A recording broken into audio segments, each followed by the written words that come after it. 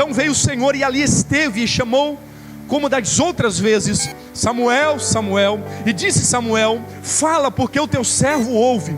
Queridos, o texto que nós lemos, ele narra a história de um menino muito novo, entregue no templo para servir ao Deus de Israel. Preste atenção, quando eu olho para Eli, esse homem, eu não consigo entender um homem sacerdote da casa de Deus. Pensa num homem que exerce o cargo pastoral, e esse homem criou 2 de seus filhos, chamados Ofni e Finéias. E quando ele cria esses meninos, eles criam como eu crio o Micaelzinho. Hoje, quando cheguei em casa, eu estava olhando as fotos do evangelismo que o André fez, e aí eu vi que o Jonathan vinha carregando uma caixa, outro vinha carregando uma caixa de leite, outro uma cesta aqui, e aí de repente ele catou uma bolsa lá e saiu no meio deles, carregando e arrastando, e eu digo, meu Deus, o Micael com 2 aninhos já é missionário. Talvez o pai Eli até criou o pequenino nesta intenção. O que eu não entendo é que como 2 homens como Ofni e Finéias, a Bíblia fala que eles eram filhos das trevas, que eles eram totalmente endemoniados, que eles eram homens que mesmo estando no templo, se prostituíam na casa de Deus, eram homens imorais, devassos. E aí eu começo a olhar a história. Como é que um sacerdote, pastor Antônio, que cria 2 filhos, Ofni e Finéias, para servir para a glória de Deus, e como essa trindade, esses 3, que mesmo andando tão perto de Deus, conseguem ter uma vida tão leviana? Como pode, pastor? Alguém que está tão pertinho de Deus, está ali olhando para a arca, conhece o que Deus fez na história de Israel, conhece a atuação de Deus, sabe que Deus um dia abriu o mar vermelho, sabe a forma que Deus trabalha, a temática, o poder, a glória, os feitos de Deus, e de repente eles têm a capacidade de ser homens imorais, perversos e maldosos e pecadores. E quando eu aplico para a minha e para a tua vida, eu fico preocupado, Edné e Estevão, porque a gente vê que é possível, Patrick, estar aqui todos os dias na casa de Deus. É possível a gente entrar na união em Cristo e cantar eu navegarei, e pedir Espírito, vem, enche-me. É possível a gente chorar, é possível a gente oferecer a Ele um culto que leve a nossa emoção nos lugares altos. Mas é possível a gente estar no mesmo estágio de pecado e de vida pequena em que estavam esses 2 homens, distantes do verdadeiro Deus.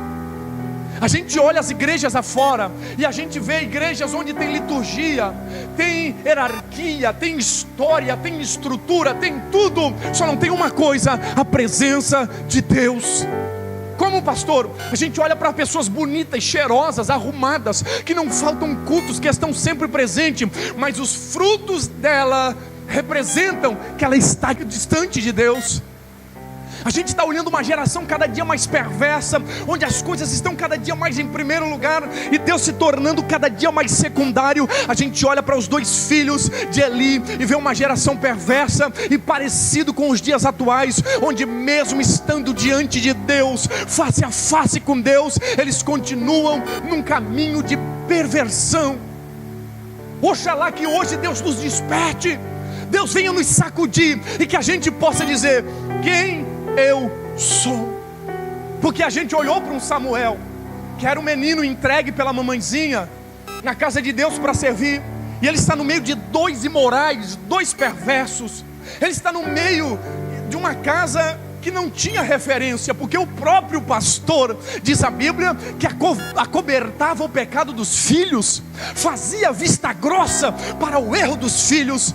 E o Samuelzinho tinha aquela referência, mas a Bíblia fala que mesmo naquela situação, o Samuelzinho resolveu se entregar a Deus.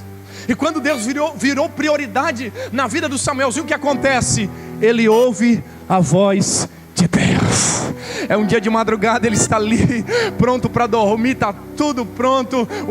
O profeta velho já estava lá deitado, quase roncando. De repente a voz chama: Samuel, Samuel. Ele desperta e diz: alguém está me chamando. Corre lá: pastor, quem me chama? O pastor, sem visão, esqueceu que a voz de Deus ainda podia falar naquele lugar. Ele diz: vai dormir, eu não te chamei. Aí ele volta para dormir, a voz chama de novo: Samuel, Samuel. Queridos, nesta geração, sabe o que eu entendo? Deus ainda vai levantar os meninos, aqueles que aos olhos das grandes líderes, dos grandes ministérios, das grandes igrejas, talvez olhem com um olhar desprezível, talvez olhem, não, mas ele não tem tanta teologia, não tem tanta tradição pastoral, mas Deus ainda vai levantar os meninos. Como assim meninos? Não porque coisas de meninice, mas meninos que se renderam a Deus como uma criança inocente, que se entrega a Deus e confia com todas as forças da alma. E eu quero acreditar que dentro desta casa Deus vai levantar uma geração de meninos espirituais, que na sua inocência e na pureza de espírito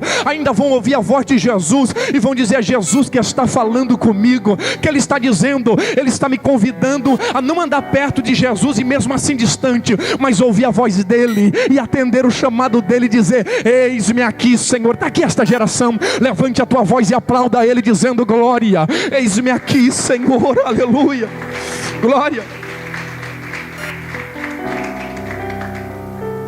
Se nós não desistirmos de Laguna, vai chegar um tempo que a gente vai ter que pegar esse pavilhão, passar para frente, alugar um maior, porque não vai comportar o número de pessoas que Deus vai salvar. Tem muitas pessoas carentes, abatidas, desestruturadas. Para mim orar, eu estava agora num seminário para pastores, e aí eu estava olhando a distância que o nosso povo chegou de Deus.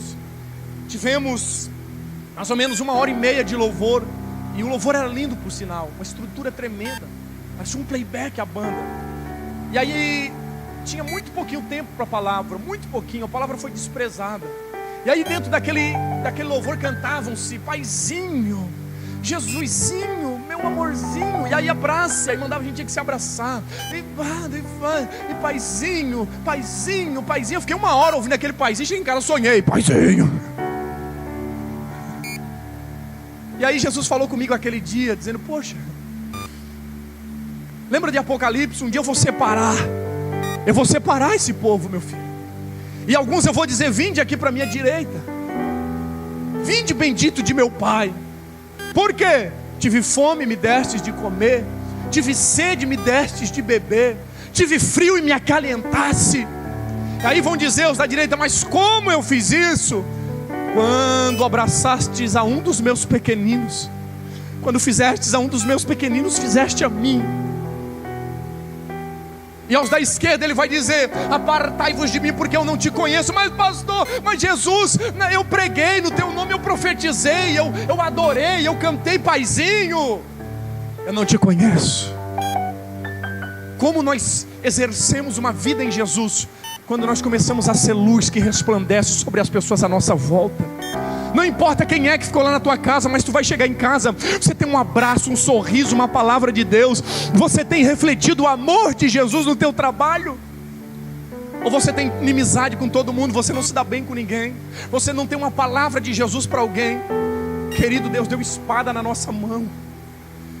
E aí a gente diz: mas como eu fiz isso, Jesus? Quando nós abraçamos alguém para carregá-la até Jesus, nós não fizemos para ela ou por nós fizemos para Ele, e Ele é galardoador. Vai chegar o tempo que Ele vai te dar galardão nesta terra. Te coloque sobre os pés. Vamos cantar aquele hino. Você que hoje quer receber Jesus e fazer um pacto com Ele, tendo esta igreja como testemunha: mas pastor, eu tenho uma vergonha, porque aí, irmão, aqui ninguém paga a tua conta, ninguém chora contigo, ninguém carrega a tua cruz. Hoje aqui é você e Ele. E Jesus hoje me usou para despertar muita gente, eu sei. Nós, Fran, temos que ir atrás desses meninos, porque é eles que vão ouvir a voz de Deus. E eu sei que você está sentindo aí, eu sei que você está ouvindo. E a Bíblia fala: ele não sabia, porque Deus nunca tinha falado com ele, pastor Antônio. Sabe quem está te chamando hoje? Você está sentindo aí, eu sei que você sente. É Jesus Cristo. Ele te chama dizendo: é hora de você viver um novo tempo. Você não percebeu ainda que você não consegue viver plenitude aonde tu está? Plenitude verdadeira é só em Jesus. E é tão bom você chegar daqui hoje, sair daqui dizendo: ah, que coisa boa. Na segunda-feira as pessoas só sorriem depois das 11. Você 8 da manhã vai estar com um sorriso de orelha a orelha, dizendo: Jesus, valeu a pena fazer aquele pacto contigo. E eu quero te convidar a vir à frente. Você que deseja fazer este pacto com Jesus, eu quero orar aqui também por você que deseja receber uma chama missionária. Pastor, eu nunca carreguei alguém para Jesus. Eu já estou na igreja.